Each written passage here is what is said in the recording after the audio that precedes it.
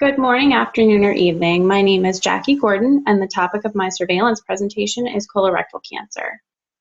Colorectal cancer is cancer that forms in the tissues of the colon, or rectal cancer that forms in the tissues of the rectum, which is the last several inches of the large intestine. So some general colorectal cancer statistics. It's the third most common cancer worldwide and the second leading cause of cancer deaths, irrespective of gender in the United States. In the U.S., it's estimated that there will be 132,700 new cases diagnosed and 49,700 deaths due to this disease in 2015. Between 2007 and 2011, incidence rates in the U.S. declined by 4.3% per year among adults aged 50 years and older. And for the past 20 years, the mortality rate has been declining in both men and women. And between 2007 and 2011, the mortality rate declined by 2.5% per year. Signs of colorectal cancer include change in bowel habits, blood in the stool, diarrhea, constipation, or feeling that the bowel does not empty all the way, stools that are narrower than usual, frequent gas pains, bloating, fullness or cramps, weight loss for no known reason, and feeling tired. There are non-modifiable and modifiable risk factors. Age is a non-modifiable risk factor, and more than 90% of cases occur in people who are 50 years or older. Genetic syndromes such as familial adenomatous polyposis and Lynch syndrome, although these genetic syndromes only account for less than 5% of colorectal cancer cases. Inflammatory bowel disease, personal or family history of colorectal cancer or colon polyps. If you've had a first-degree relative diagnosed under the age of 55, your risk doubles. And your modifiable risk factors are lack of physical activity, low fruit and vegetable intake, overweight and obesity, increased alcohol consumption, and tobacco use. So how do you prevent colon cancer? Lifestyle modifications, increasing physical activity, decreasing alcohol consumption, stopping smoking, managing weight. Aspirin has been shown to decrease the risk of colon cancer, taken every day for at least 5 years. And there's a study done that showed combination hormone replacement therapy, estrogen and progestin, decreases risk of invasive colorectal cancer in postmenopausal women, but it does not decrease the risk of dying and has the increased risk of breast cancer. Polyp removal is also another prevention technique. Colorectal polyps that are greater than 1 millimeter should be removed. And there are prevention recommendations from the American Cancer Society suggesting high sensitivity fecal occult blood testing, sigmoidoscopy, or colonoscopy beginning at age 50 years and continuing until age 75 years. And those at higher risk of developing colorectal cancer should begin screening at a younger age and may need to be tested more frequently. Diagnosis and treatment. Diagnosis is largely a combination of physical exam and history, digital rectal exam, fecal occult blood testing, sigmoid and colonoscopy, virtual colonoscopies, and biopsies. And there are multiple different tests after diagnosis is confirmed to determine the stage and extent of cancer. There are 6 types of standard treatment: surgery, local or entire colon resection, radiofrequency ablation, cryosurgery, chemotherapy, radiation therapy, and targeted therapy. And in addition, there are multiple clinical trials occurring to determine what the best treatment for colorectal cancer is.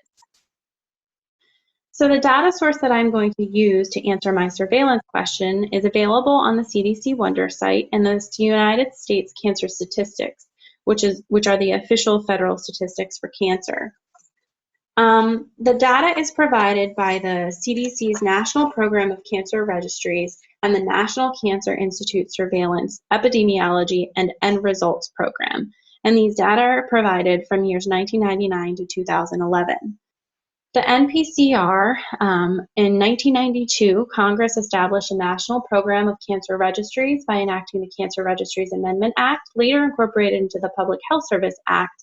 And currently, the CDC funds a total of 48 cancer registries in 45 states, the District of Columbia, Puerto Rico, and the Pacific Island jurisdictions.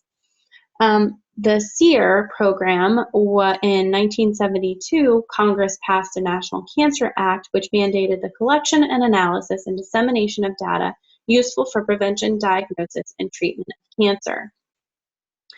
I'm going to examine the data collection for cancer incidence because those are the questions related to my presentation, but there are different data collection techniques for mortality data versus just incidence data. So the NPCR registries cover about 96% of the US population, and that data is reported up to November 30th of 2013. In 2001, NPCR registries began reporting their incidence data annually to the CDC, and they report data to CDC beginning with cases diagnosed in the first year for which they collected data with the incidence of NPCR funds, with the assistance of NPCR funds. The special populations are included in the SEER data, which are reported up to November 1st of 2013. And that program currently collects and publishes data on cancer incidence and survival from 14 population-based cancer registries and 3 supplemental registries covering approximately 28% of the US population. The Detroit Registry covers 41% of Michigan's population. The Seattle Puget Sound Registry covers 69% of Washington's population. The Greater Bay Area registries, including San Francisco Oakland Registry and San Jose Monterey Registry, cover 19% of California's population. And the Los Angeles County Registry covers 28% of California's population. And the Alaska Native Tumor Registry covers 16% of Alaska's population. And finally, the Arizona Indians Registry covers 5% of Arizona's population. California, Georgia, Kentucky, Louisiana, and New Jersey are supported by both NPCR and SEER, and their data is reported up to November 30th. So the primary source of data on cancer incidence is medical records. Staff at healthcare facilities abstract data from patients' medical records, enter it into the facility's own cancer registry, and then send that data to regional or state registries. Both NPCR and SEER registries collect data using uniform data items and codes as documented by the North American Association of Central Cancer Registries. Uniformity ensures that the two programs are comparable.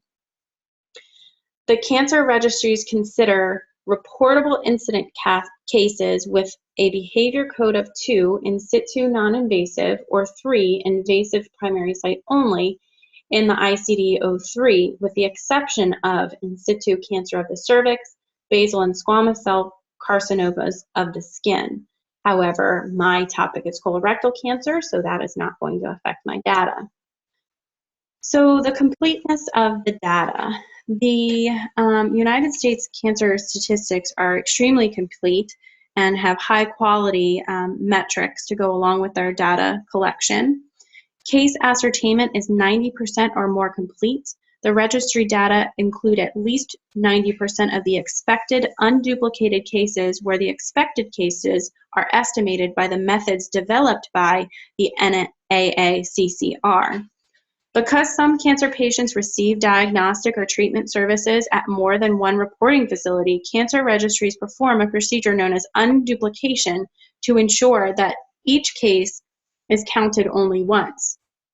No more than 5% of cases are ascertained solely on the basis of a death certificate, and no more than 3% of cases are missing information on sex. No more than 3% of cases are missing information on age. No more than 5% of cases are missing information on race. And at least 97% of the registry's records passed a set of single field and interfield computerized edits. And they look at the validity and logic of data components. So the data is very complete and it is of high quality. However, the populations of counties along the coast who were displaced by Hurricanes Katrina and Rita have some incomplete case ascertainment for the latter half of 2005. So those are some drawbacks. In addition, Alabama, Arkansas, District of Columbia, Maryland, Mississippi, Nevada, North Dakota, South Dakota, Tennessee, and Virginia are all missing some data in some of the years, not all of the years, but some of the years. These registries together cover over 96% of the US population. What it doesn't cover are those undiagnosed cases because of the nature of the data collection as medical records. And so some bias related to that is that there are abstractors and there could be possible transcription errors. And the information is only as accurate as the medical record. For those of you in the medical field, you know that sometimes abstraction and medical record documentation can be incorrect. So my surveillance questions. From year 1999 to 2011, what was the incidence in the US of colorectal cancer in those aged less than 50 compared to those greater than 50? From year 1999 to 2011, what was the incidence in the US of colorectal cancer in men compared to women?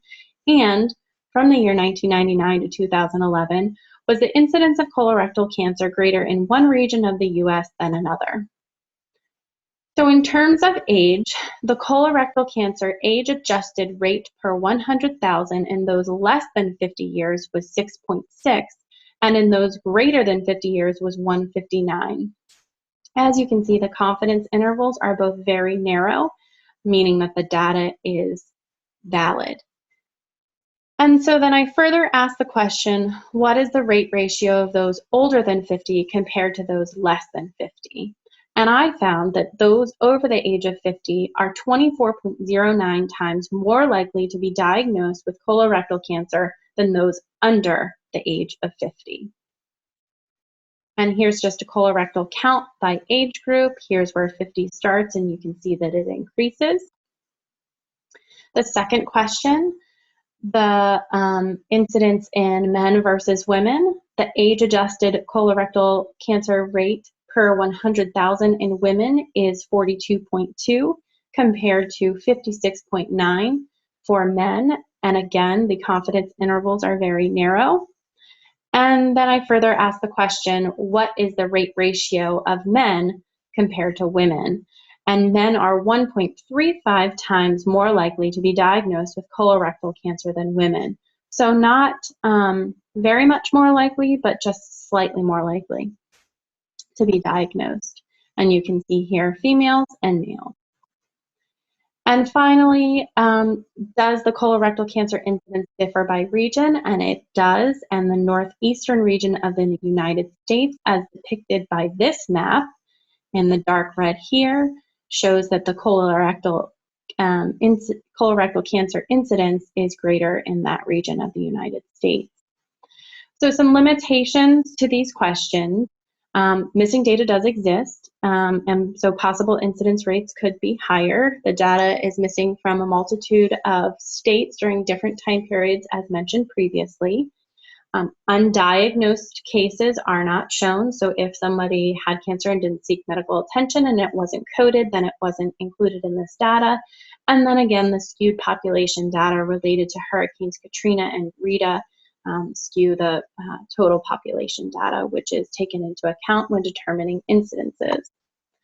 So in conclusion, as referenced in much of the literature, but confirmed by using the Wonder CDC site and the USCS statistics, those over the age of 50 are at higher risk for developing colorectal cancer. Men are at slightly increased risk for developing colorectal cancer, and the Northeast region of the United States has the highest incidence of colorectal cancer.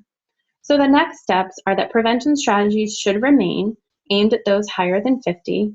Men and women should both be informed that they are a fairly equitable risk, with men having just a slight increase with a rate ratio of 1.35, and that prevention strategies and lifestyle modification should be targeted at those with highest risk, those greater than 50, and residing in the Northeast region of the United States.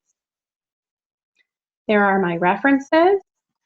Thank you so much for viewing my presentation, and if you happen to be greater than 50, a male or a female residing in the Northeast United States, get your colonoscopy today.